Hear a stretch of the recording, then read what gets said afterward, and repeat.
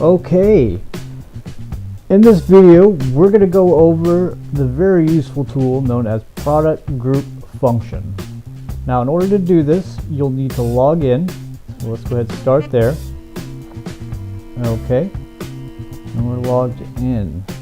Now the product group function is a very useful tool. It makes it very simple to reorder things that you would commonly have to reorder.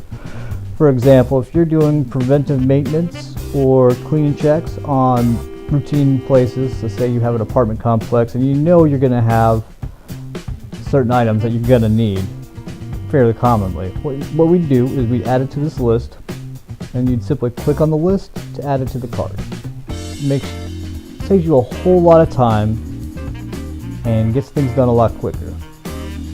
So we're going to go ahead and show you how to do that. First thing you're going to have to do is add an item to that list. So to do that, we're going to go ahead and add a humidifier here. Do the 700M. And we're going to see this page here. What you want to do is click on this button here. It says My Product Group. We'll click it, and then that little text box will appear below. This is where you'll name your product group. For example, I'm going to say one main. We'll pretend like that's my fictional apartment complex I got to deal with.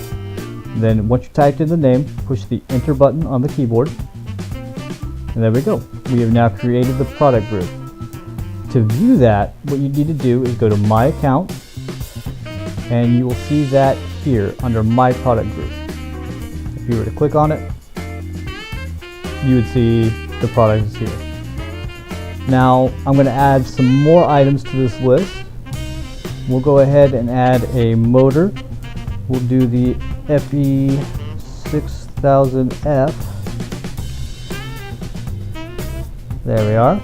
And to add it to our product group, what we'll need to do is just click the button, and now instead of just a text box, you'll see the one main for the apartment complex that we created earlier.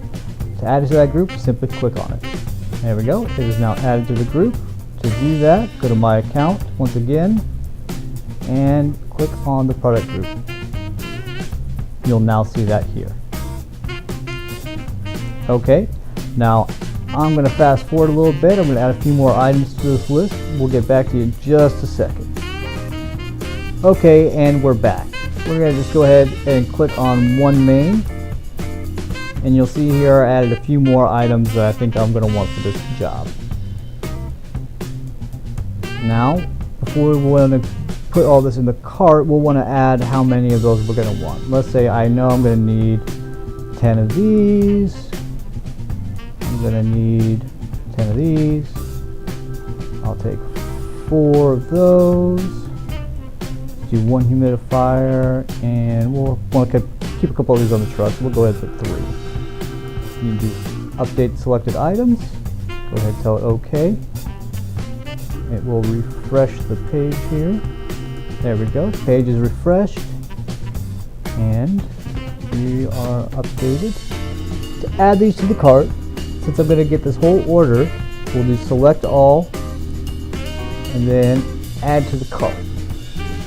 Now if you're coming back to this and you know that you don't need, let's say you don't need the filters this time around, you simply uncheck that box and it will add everything to the cart but those filters. So we'll click add selected items to cart. Okay, now all those items have been added to the cart, and you'll see you got your total down here. We need to decide how you want to get this item. So we'll click on shipping method.